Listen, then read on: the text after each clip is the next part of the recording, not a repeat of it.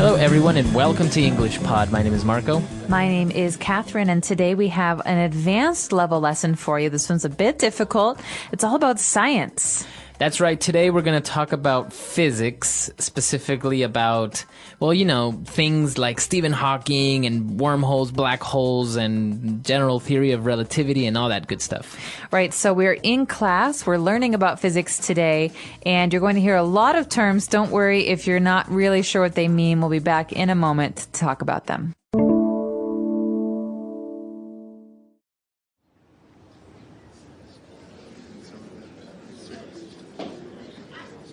Good morning, everybody. Welcome to Physics 101. My name is Ed Brown, and I will be your professor for this semester. Since today is our first day, I wanted to give you an overview of what this course will look like, how you will be graded, and what we will cover this semester. Will we be focusing more on theoretical physics or experimental physics, Professor? This is an introductory course, and my aim is to give you a broad overview of the field of physics. The term physics encompasses many different areas of research and study, and I hope this course will provide you with a conceptual understanding of physics, which will prove useful whether or not you choose to further your study in the field. We will begin the course by looking at the fundamental concepts of physics. Then by the middle of the semester, we will begin exploring the more theoretical side of physics. It is essential that you first have a firm grasp of the fundamentals, so that you can better understand the theoretical concepts when we get to them. Will we learn about black holes, wormholes, and string theory? We will learn about the general theory of relativity, including black holes. We will also explore the developing theories in quantum mechanics, such as string theory. We will discuss some hypothetical features of space-time, like wormholes. We will also explore some of the more influential developments in the field of thermodynamics, electromagnetism, and nuclear physics, all of which have had significant impacts on modern life. Now I'm going to have the TAs pass out the syllabus for this class, so you can see how this course will be graded. Oh, man. Looks like this isn't going to be the easy A I thought it'd be. All right, we're back. So obviously we are in a class, as you said, and the professor is pretty much introducing the course and what's going to happen during the semester. That's right. So he's talking about the different kinds of physics or the different elements of physics that will be a part of this course. And there's a very eager student. He's very excited, and he wants to know, are these interesting things going to be a part of the course? And so when we start out, we talked about these two different fields of physics, and I think maybe it would be helpful to start there with these two branches of this field. That's right. He mentioned, this boy Matt said if they're going to be focusing more on theoretical physics or experimental physics. Now, theoretical physics and experimental physics are what we call two different branches of physics. That means they're both physics, but people who do them have different methods and maybe focus on different things. Theoretical comes from the word theory. Right. So I have a theory about something, and I'm going to think about whether or not it's possible, and maybe, you know, there's some math involved. But with experimental physics, the key word here is experiment, experimental. That means we actually build experiments to test our theories. That's right. So I guess theoretical physics, we can just have theories about how things happen or explain them, but we can't really prove them. We can just have theories around them. Maybe we can try and prove them mathematically. But experimental physics, you can actually, as you said, create an experiment to prove it or not. That's right. And so those are the two main branches that the young man asks about. But the professor says, you know, listen, we're going to be talking about the fundamental concepts of physics. And so fundamental concepts are things that you often hear a professor talk about in your introductory class. So introduction to mathematics or introduction to physics. So fundamental concepts are the basics. That's right. So the most important, but also the ones at the very bottom, the foundation. Because you can learn about more difficult or more complicated things later.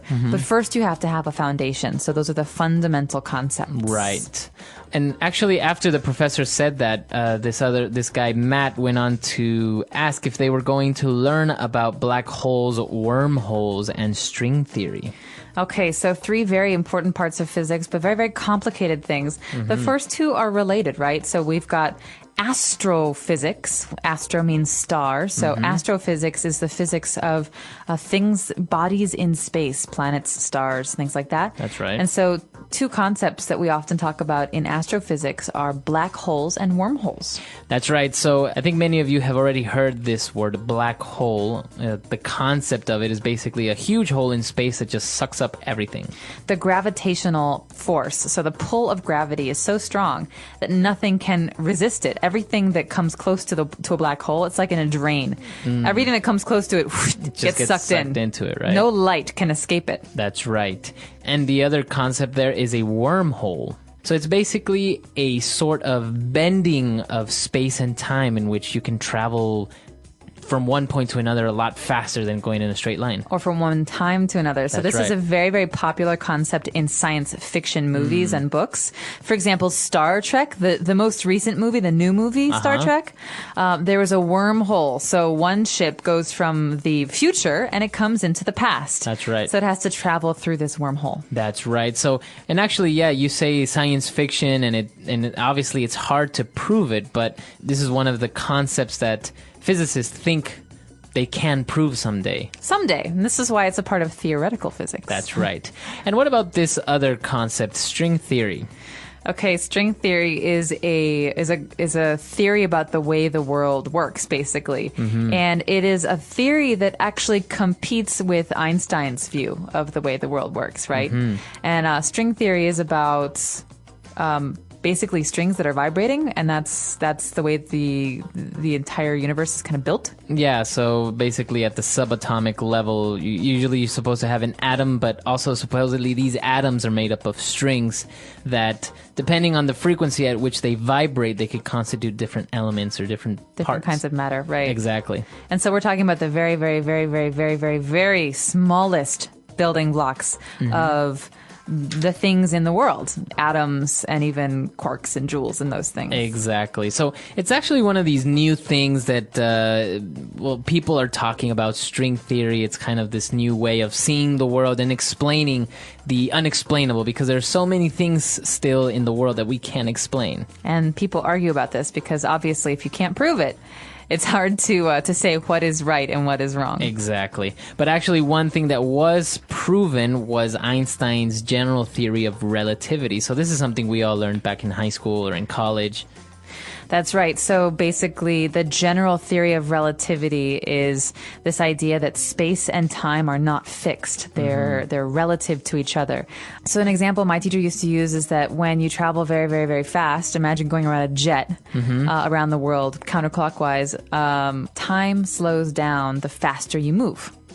Okay, so that proves that that time and space are not fixed. That's right. Actually, this the general theory of relativity, and specifically this aspect of speed and time, was proven with the example that you give with two atomic clocks. That you kept one on the ground, like, I don't know, in your house, and you put one in an airplane that was traveling faster than the speed of sound. And so after maybe an hour, the plane would land, and the clocks would have not the same time anymore, but they would be the clock that was in the airplane traveling faster would be maybe half a second off or something very, very small. But you would see that time moved slower because your speed is faster. All right, so that's the general theory. Oh, that's a part of the general theory of relativity. Right. It's a very important theory in the history of the world, but also in the history of physics. Another thing, though, that the professor mentioned that is very important in physics these days is quantum mechanics. Yes, this is actually a very interesting field of physics, but very hard to understand. In my opinion, for me, it's very, very hard. I find it very complex too. Well, mechanics are the way things work, right? And so quantum is at the atomic and subatomic level, right? And so you're talking about basically the building blocks of the things in the universe. And the people who are studying this or working on this, quantum mechanics, they don't like the Einsteinians. They don't like the people who follow Einstein, because these two theories, they don't actually go together very well. You either have to believe one or you have to believe the other. Well, the problem is that when you're talking about at the macro level, the way things work and the way things move, like for example, you and me, of course there are formulas and there are everything that explains and that prove that things are the way they are. But the problem is that in quantum mechanics at the subatomic level, it's so different. Like for example, electronics, the reason why we're able to have microprocessors and electronics is because, for example, atoms can be in two places at the same time, which is impossible in our world. It's like saying, Catherine can be in two places at the exact same time. And there's also this problem of observation that I've read about. So there are some kinds of particles like electrons, for example, that if you're observing them, sometimes appear as waves, but if you're observing them, sometimes appear to have mass. Exactly, like light. Yeah, so you're talking about these things that seem to have a whole different set of rules from the rules that we have here walking around and eating food and going to work. And so I think that's what's fascinating about physics, that, you can break things down to the very smallest parts and they seem very different. Or you can think about the stars and the moon and, these planets, and they have their own rules too. And so, that's why physics is such a very, I think it's frustrating. It's frustrating and it's exciting at the same time. That's right. And actually, some of the other fields that the professor said they were going to explore are the fields of thermodynamics, electromagnetism, and even nuclear physics. So very important branches, I think, of physics as well. So when you're studying physics or science, you will definitely hear about the laws of thermodynamics. Thermo means heat and dynamics means, changing state. And electromagnetism, of course, is the combination of two words, electricity and magnetism. Like magnets, you have the plus end and the minus end, and they attract or they repel. Then finally, nuclear physics. Nuclear physics is very important because it's, again, about atoms and breaking down atoms and finding out what their parts are. So you might have heard about the Hadron Super Collider. Right. This is like a big racetrack for atoms, and they basically spin these atoms around the racetrack, going faster and faster, and then they put objects in their way so that they break. And they crash. And they study what the pieces look like. And what happens and how much energy is released. It's all very interesting, and it seems like things that are out of science fiction because it's not something mainstream that you hear about in the news very often, or that sometimes we understand. Like, obviously, we all hear about the gossip magazines and who's dating who and all this other type of news, but very rarely do we really pay attention to this type of information or news because it is a little bit complex to understand. And it seems that I think scientists are not the best writers for average people like you and me. They write in their own language almost. Oftentimes that's the case, but I have to say I recently read Bill Bryson's book, A Short History of Nearly Everything, and it talks about the history of the world and us and the animals and plants in it, and he talks about physics especially, and I think that if you're interested in that, I don't know, if you're an advanced English learner, it might be challenging. It was challenging for me, but it's definitely a good book to read to learn about some of these things. Yeah, it's actually a very good idea, and I don't know, many of us, I think many of us as well, growing up, maybe we had a hard time with some of these exact sciences like chemistry or physics. So we obviously find it hard to be interested in it, but it's very different because it's not math and formulas. You don't really have to know how to derive, the formula or anything. You just kind of have to understand the theory, and it's very, very interesting, I must say.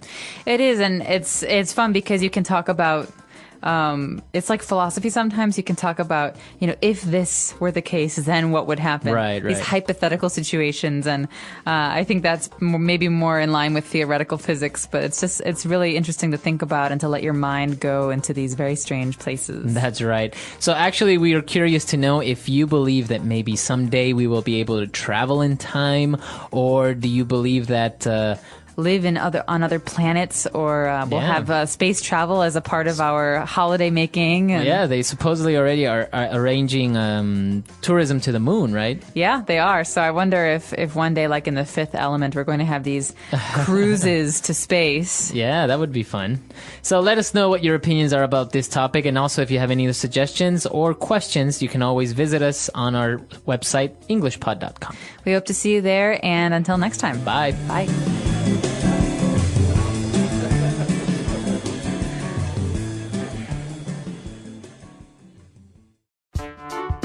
The English Pod Audio Review. Listen to the meaning, then say the vocabulary word. To include something as a part. Encompass. Based on or relating to ideas or concepts. Conceptual. An understanding of something. Grasp. An invisible area in open space. Black hole. The branch of physics that deals with energy and matter on an atomic level. Quantum machines. Involving or based on a suggested idea or theory. Hypothetical. A science that deals with the action of heat. Thermodynamics. A magnetic field that is produced by a current of electricity. Electromagnetism. The area of physics which deals with nuclei. Nuclear physics. Let's try that faster. Involving or based on a suggested idea or theory. Hypothetical. An understanding of something. Grasp. The area of physics which deals with nuclei. Nuclear physics. The branch of physics that deals with energy and matter on an atomic level. Quantum machines. A science that deals with the action of heat. Thermodynamics. To include something as a part. Encompass. A magnetic field that is produced by a current of electricity. Electromagnetism. Based on or relating to ideas or concepts. Conceptual. An invisible area in open space. Black hole. Now say the word and hear it in a sentence.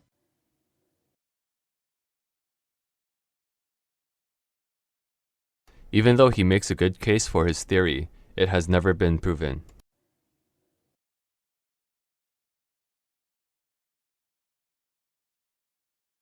I barely understand basic math, so there's no way I could understand theoretical mathematics.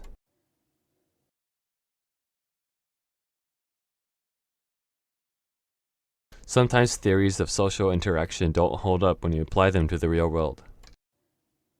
Encompass. This manual encompasses everything that you will need to know when you go abroad. Encompass.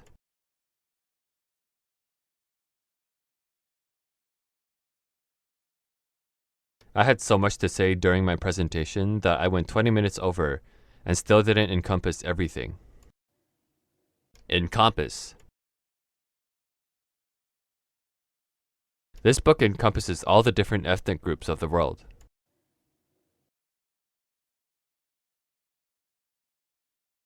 I don't understand the American concept of the bigger, the better.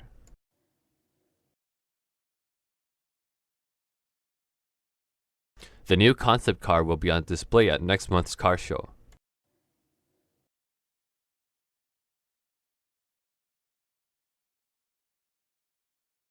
Even after months of research, they still could not get a conceptual understanding of the subject matter. Grasp. Once you practice your new vocabulary a few times, you will begin to grasp it. Grasp.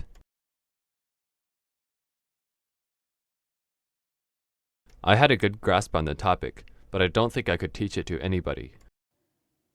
Grasp.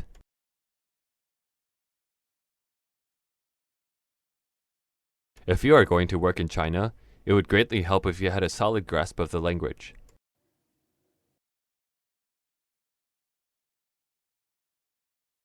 The scientists designed an experiment in order to test their hypothesis.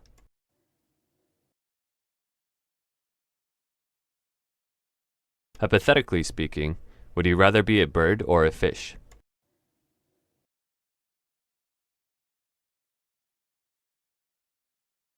The researcher gave us some hypothetical situations in order to see how we would react.